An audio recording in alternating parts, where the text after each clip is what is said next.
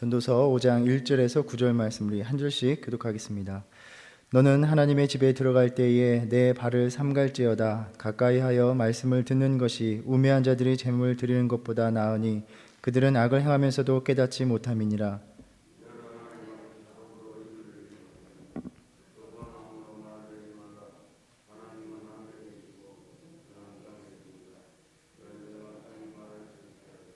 걱정이 많으면 꿈이 생기고 말이 많으면 우매한 자의 소리가 나타나느니라.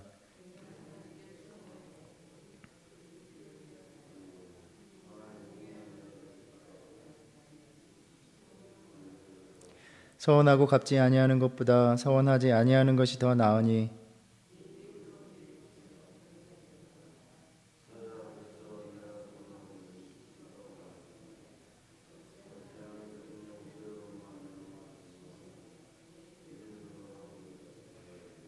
꿈이 많으면 헛된 일들이 많아지고 말이 많아도 그러하니 오직 너는 하나님을 경외할지니라.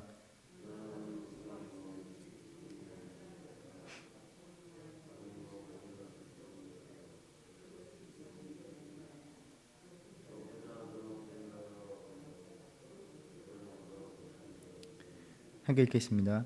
땅의 소산물은 모든 사람을 위하여 있나니 왕도 밭의 소산을 받느니라. 아멘.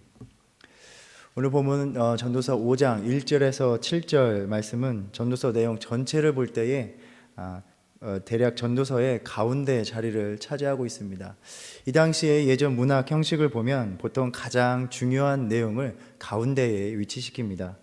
그러한 관점에서 보면 오늘 본문은 전도자가 가르쳐주는, 전하고 있는 핵심적인 진술을 담고 있다라고 볼 수 있습니다. 우리가 방금 읽은 것처럼 그 화법을 보아도 짐작할 수 있습니다. 1장 맨 처음 구절을 보면 전도자가 이르되 다 헛되더라, 그가 이렇게 이야기했다라고 3인칭으로 이야기하는 반면에 그 뒤를 이어서 1장 12절부터는 나 전도자가 하늘 아래에서 행하는 모든 일을 살펴보니 이렇더라, 다 헛되더라, 그렇게 1인칭의 자신의 관점에서 이야기합니다. 그런데 오늘 본문을 보면 5장에서는 마치 스승이 제자에게 명하듯이, 가르치듯이 너는 이라고 직접적으로 말하고 있습니다. 너는 반드시 이렇게 살아야 한다 라는 어떤 단호한 가르침을 보여주고 있는데 바로 그 주제가 예배라는 점에 큰 의미가 있습니다. 너는 하나님의 집에 들어갈 때에 내 발을 삼갈지어다. 전도자는 하나님 앞에 희생 제사를 드릴 때에 삼가는 태도가 없는 것을 지적하며 이것을 충고하고 또 경고하고 있습니다. 하나님의 집은 하나님의 현존이 특별하게 임하는 곳입니다. 그 하나님의 임재 앞에 설 수 있도록 자신의 몸과 마음가짐, 행위를 합당하게 살펴야 하는 것입니다. 발걸음을 향하는 곳에는 우리의 인생의 목적과 의도가 담겨 있습니다. 그래서 발걸음의 모습이 그의 삶의 태도를 보여주는 어떤 상징적인 의미가 있습니다. 가까이 하여 말씀을 듣는 것이 우매한 자들이 재물 드리는 것보다 나으니 그들은 악을 행하면서도 깨닫지 못함이니라 라고 말씀합니다. 참된 제사, 또 예배의 모습이 무엇인가를 가르쳐주는 말씀입니다. 하나님 앞에 희생 제사를 드리는 것, 즉 예배는 재물의 문제가 아니라는 것을 분명하게 말씀해 주고 있습니다. 즉 모든 제사의 형식을 갖추어서 하나님 앞에 제물을 드리기만 하면 되는 문제가 아니라는 것입니다. 제사의 효력, 예배의 효력은 그 제사의 형식, 제물, 또 예배의 형식이나 그것이 아니라 제사를 드리는 사람, 예배를 드리는 사람에게 달려있다라는 것을 가르쳐 주십니다. 하나님께서는 물론 하나님 앞에 나올 때에 빈손으로 나오지 말라라고 명하셨습니다. 그러나 이것은 하나님께서 우리가 드리는 제물이 필요해서가 절대로 아닙니다. 시편 50편 8절 말씀을 보면 하나님께서는 나는 내 재물 때문에 너를 책망하지는 아니하리니 내 번제가 항상 내 앞에 있음이로다 라고 하시면서 12절에서 세계와 거기에 충만한 것이 내 것임이로다 라고 말씀하셨습니다. 이미 모든 것이 하나님의 것이기에 제물을 드리는 것 자체로는 예배가 성립되는 것이 결코 아니다라는 것입니다. 제물이 무엇이냐의 문제가 아니라 제물을 어떠한 발걸음으로, 어떠한 태도로 가지고 나오느냐의 문제입니다. 우리가 잘 알듯이 가인과 아벨이 하나님 앞에 나아가서 각기 제물을 드렸습니다. 하나님은 아벨과 그의 제물은 받으셨지만 가인과 그의 제물을 받지 않으셨습니다. 우리가 잘 아는 히브리서 11장에 보면 믿음으로 아벨은 가인보다 더 나은 제사를 하나님께 드림으로 의로운 자라 하시는 증거를 얻었다라고 말씀하십니다. 제물이 아니라 드리는 자의 믿음의 문제입니다. 방금 언급한 창세기 9절을 다시 한번 들여다보면 하나님이 단지 아벨의 제물을 받으셨다라고 말하지 않고 그와 그의 제물을 받으셨다라고 말하고 있습니다. 그러니까 아벨 자신이 하나님 앞에 연락되는 것이 바로 예배의 핵심이었던 것입니다. 우리의 신앙도 마찬가지입니다. 우리가 어떠한 예배의 형식으로 하나님 앞에 드리느냐, 어떠한 제물로 드리느냐의 문제가 아니라는 점입니다. 우리 자신이 하나님이 받으실 만한 모습으로 그러한 발걸음으로 나오느냐의 문제입니다. 예배가 드려지는 자리에 머물러서 행해지는 모든 예배 형식에 참여한다 하여 그 예배를 하나님께서 받으시는 것이 아니라 하는 것을 우리에게 가르쳐 주십니다. 하나님께서 하나님께 나온 그 발걸음이 어떠한가를 하나님이 보고 계시다라고 우리에게 말씀하십니다. 가까이 하여 말씀을 듣는 것입니다. 히브리어 그대로 번역해 보면 말씀을 듣기 위하여 가까이 오는 것입니다. 그 발걸음이 진정으로 하나님의 임재 앞에 가까이 나아가기를 사모해야 한다라는 말씀입니다. 말씀을 듣는 것, 이것은 히브리어 말 그대로도 순종을 의미합니다. 하나님이 원하시는 제사의 모습이 바로 순종이다는 것입니다. 우리가 늘 묵상하는 구절, 잘 아는 구절입니다. 사무엘이 사울에게 책망하며 말하는 구절입니다. 여호와께서 번제와 다른 제사를 그의 목소리를 청종하는 것을 좋아하심같이 좋아하시겠나이까? 순종이 제사보다 낫고 듣는 것이 순양의 기름보다 나으니라고 말했습니다. 그런데 이 순종이 어떠한 모습으로 드러나는가 하면 바로 말을 삼가는 것, 함부로 입을 열지 않는 것, 어떤 면에서 침묵으로 확인된다는 것입니다. 그래서 2절에서 너는 하나님 앞에서 함부로 입을 열지 말며 급한 마음으로 말을 내지 말라. 하나님은 하늘에 계시고 너는 땅에 있음이니라. 그런즉 마땅히 말을 적게 할 것이라 라고 말씀하십니다. 어떻게 보면 아주 지극히 상식적인 말씀입니다. 우리가 누군가의 말을 듣기 위해서는 어떻게 해야 하는 것입니까? 내가 말하는 것을 멈추어야 하고 상대의 말에 귀를 기울여야 합니다. 내가 말을 한다는 것은, 내가 말을 멈추지 않는다는 것은 상대방의 의사에 관심이 없고 끊임없이 내 생각을 말하고 내 주장을 펼치는 것과 같습니다. 이것은 어떻게 보면 우리의 기도도 마찬가지입니다. 기도를 흔히 우리는 하나님과의 대화다라고 이야기합니다. 그런데 우리의 기도가 일방적으로 우리의 말로 채워질 때가 많습니다. 하나님의 음성을 듣고자 하기보다는 내가 원하고 바라고 또 필요한 것들을 빠짐없이 아뢰는 것으로 우리의 기도를 채울 때가 많다는 것입니다. 그래서 기도하고 나면 하나님께서 나에게 무엇이라 말씀하시는구나 라고 생각하기보다는 내가 아뢰는 것 중에 빠진 것이 없나 하는 것을 살펴보게 되는 것이죠. 기도가 나의 생각과 주장을 하나님께 일방적으로 전하는 일이 되어버리면 결국 하나님은 내 삶의 필요를 채워주는 수단이 될 뿐이라는 것입니다. 기도는 하나님의 음성을 듣는 시간, 하나님께서 내게 어떠한 삶을 살아가기를 원하시는지를 묻는 시간이 되어야 한다는 것입니다. 오늘 또 이 아침에 나와 우리가 기도할 때에 우리가 기도함으로 주의 음성을 듣는 또 하나님의 뜻을 알게 되는 시간이 되기를 바랍니다. 기도에 관하여 우리가 한 가지 더 나누기 원하는 것은, 물론 우리 성도님들은 이 아침에 나와서 늘 구별하여 하나님께 기도를 드리고 계십니다. 그런데 많은 신앙인들이 자신들이 일상생활에서 드리는 기도로 기도 생활을 대체할 수 있다라고, 즉 자기는 기도 생활을 한다고 여긴다는 것입니다. 물론 우리는 모든 생활 속에서 하나님과 대화하고 또 하나님께 이야기할 수 있습니다. 그러나 그러한 형식만으로 기도 생활을 채우는 것은 참으로 게으른 일이고 또 하나님께서 기뻐하실 만한 기도가 되지 못한다고도 이야기할 수 있습니다. 우리가 사람과 대화할 때도 내가 하던 일을 계속하면서 다른 사람의 말에 응대하는 것은 어떻습니까? 참 예의에 어긋난 일이고, 또 그것은 대화가 목적이기보다는 내가 하고 있는 일을 그저 마치기 위한 그러한 의도를 품고 있는 것이 자명합니다. 기도를 위한 시간과 장소를 정해서 오롯이 하나님만을 바라보고 또 대화하고 주님의 음성을 듣는 것이 온전한 기도의 모습이라는 것입니다. 나는 그때그때 하나님께 기도하는데, 나는 기도 생활을 하고 있는데 왜 하나님께서는 내 기도에 응답하시지 않는가? 어떠한 면에서 기도에 정성이 없기 때문이다라고도 생각해 볼 수 있습니다. 우리는 이 분주한 삶 속에서도 누군가를 만나기 위해서 시간을 내고 그 사람을 만나서 교제합니다. 그러면서도 하나님께 드리는 기도는 그저 운전하면서, 집안일을 하면서, 직장 생활 속에서 그때그때 하나님께 아뢰는 것으로 내가 기도하고 있다고 착각해서는 안 된다는 것입니다. 물론 믿음으로 생활 속에서 늘 그러한 기도를 계속해서 드리시기 바랍니다. 그러나 그러한 기도가 우선이 되고 내 기도 생활의 중심이 되어서는 안 된다라는 것입니다. 온전히 하나님께 드리는 시간과 장소를 마련해서 기도하는 저와 여러분 되기를 바랍니다. 올바른 예배의 태도로 전도자는 하나님 앞에서 이렇게 말을 삼갈 것을 이야기하고 있습니다. 하나님은 하늘에 계시고 너는 땅에 있음이니라.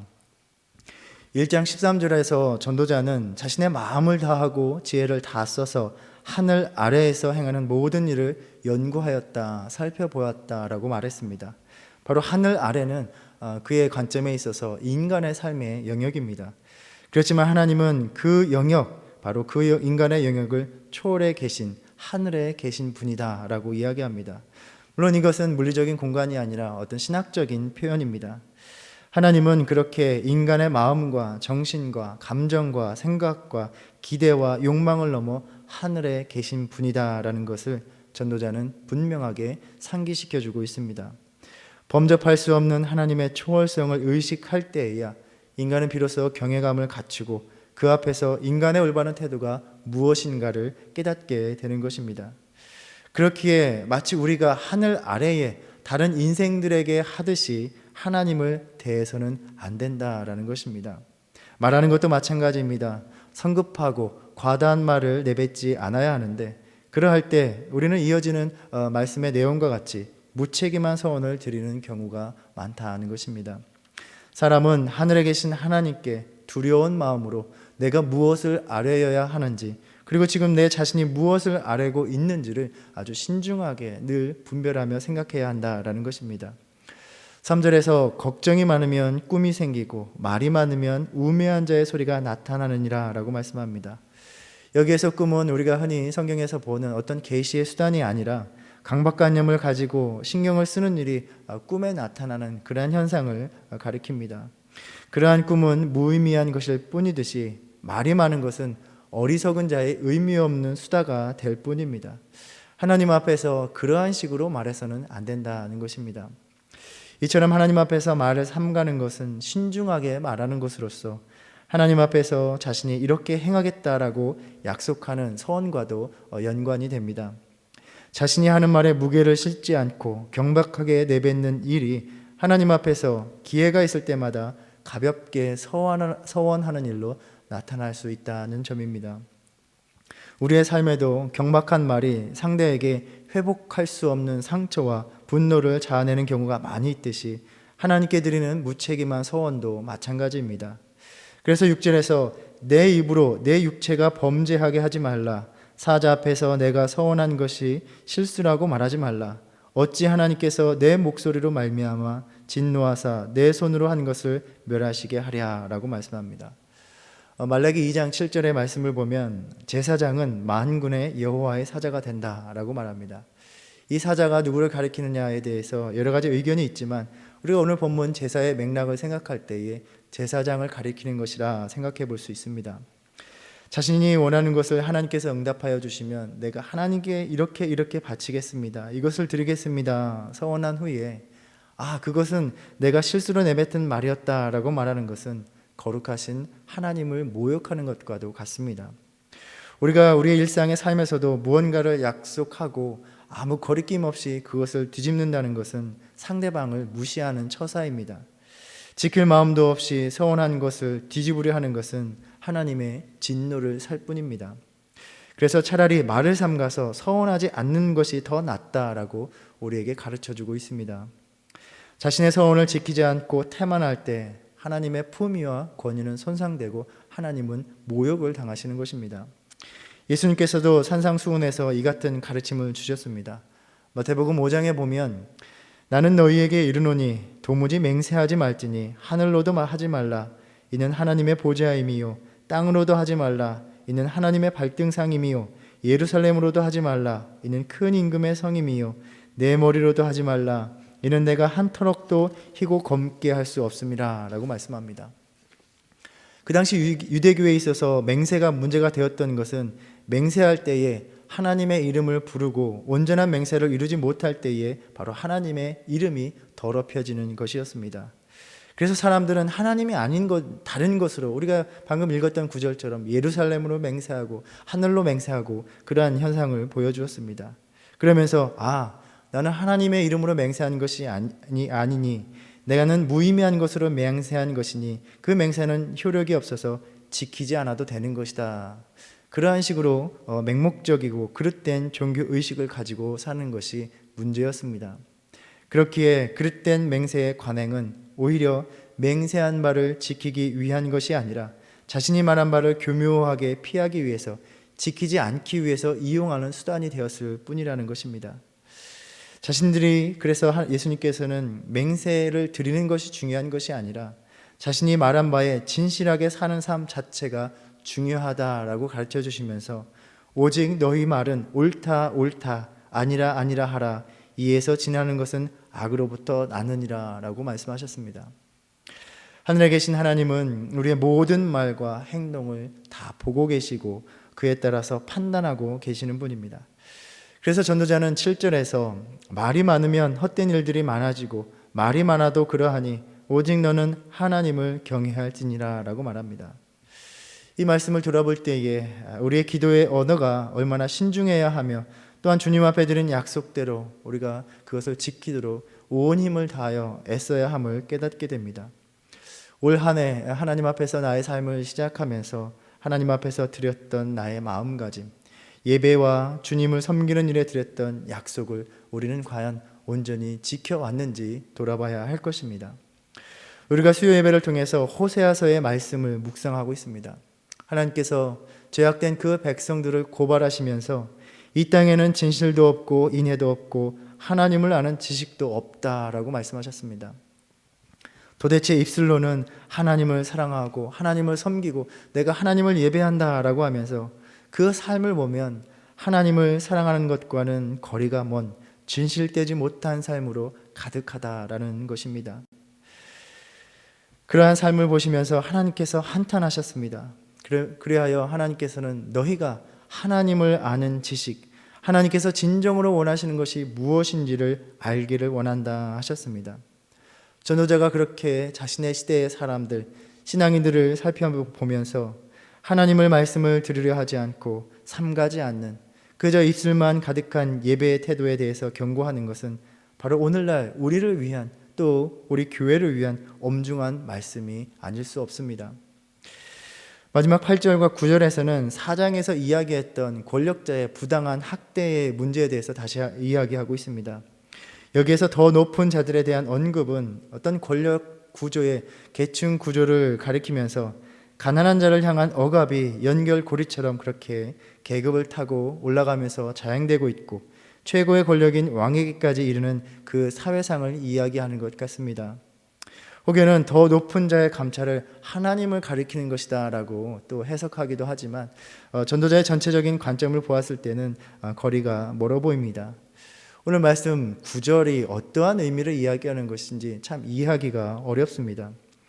그 당시에 땅의 소산물은 가진 자들의 학대의 수단이었을 것입니다. 가난한 자들은 세금을 내기 위해 땅을 저당 잡혔고 결국에는 그 땅을 빼앗겼고 땅의 소산물이 모든 사람에게 공유되어야 함에도 불구하고 그렇게 땅을 차지한 부자들의 독점하며 그 이익을 차지한 것입니다. 그래서 왕도 밭의 소산을 받는다라는 말씀은 왕조차도 자신의 권력을 이용하여 그 땅의 소산을 차지하며 학대를 일삼는 것으로 그러한 것을 가리키는 것으로 여러 주석가들이 해석을 합니다. 오늘 말씀을 통해서 볼 때에 전도자가 가르쳐주고 있는 참다운 예배의 태도는 바로 예배의 형식, 종교의식에 기대어 살아가는 우리의 신앙에 일침을 가하고 있습니다. 우리가 성경을 잘 알듯이 소돔과 고모라는 의인 10명이 없어서 멸망을 했습니다. 예레미야 5장 1절에 보면 너희는 예루살렘 거리로 빨리 다니며 그 넓은 거리에서 찾아보고 알라. 너희가 만일 정의를 행하며 진리를 구하는 자를 한 사람이라도 찾으면 내가 이 성읍을 용서하리라 라고 말씀하셨습니다. 이 세상은 죄인들이 많아서 멸망하는 것이 아니라 의인 한 사람이 없어서 멸망하는 것이다 라고 이야기합니다. 마찬가지로 교회는 불신앙을 가진 자가 많은 것이 문제가 아니라 참된 믿음으로 살아가는 사람이 많지 않은 것이 문제라는 것입니다. 오늘도 하나님께서는 세상에서 또 우리 교회에서 진정으로 하나님을 예배하는 한 사람, 그저 말만 그럴듯하게 하는 신자들이 아니라 하나님 말씀 듣기 위하여, 순종하기 위하여 가까이 나아오는 한 사람, 자신의 말과 주장으로 채우는 기도가 아니라 하나님의 뜻을 구하는 기도를 드리는 그 한 사람을 찾고 계십니다. 우리가 이 대강절에 이 땅에 오시는 주님을 기다리고 그 만남을 준비하면서 하나님을 진정으로 경외하는 그 한 사람이 되기를 힘쓰는 저와 여러분 되기를 간절히 소망합니다. 기도하겠습니다. 하나님, 지나온 삶 속에서 또 올 한 해의 믿음의 삶에서 하나님 전에 나왔던 그 발걸음을 돌아봅니다. 하나님이 주님이 명하시는 그 말씀을 듣기 위해서가 아니라 그 뜻에 순종하기 위해서가 아니라 그저 성전 마당만 밟고 지나가는 발걸음은 아니었는지 두렵습니다. 올 한 해를 시작하며 주님께 드렸던 우리의 약속들, 서원이 거짓이 되어서 주님을 진노하게 하시는 것은 아닌지 두렵습니다. 우리의 기도가 주님께서 말씀하시기를 기다리지 않으며 많은 말로 우리의 바람과 필요를 쉴 새 없이 쏟아내는 기도가 아니었는지 부끄럽습니다.